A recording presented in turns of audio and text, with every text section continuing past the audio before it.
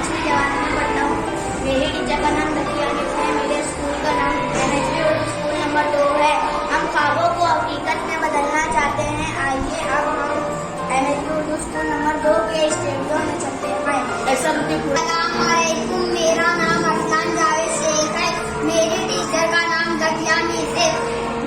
मैं 5वीं 3 में पढ़ता हूँ। मेरी स्कूल का नाम NHB उर्दू स्कूल नंबर 2 है।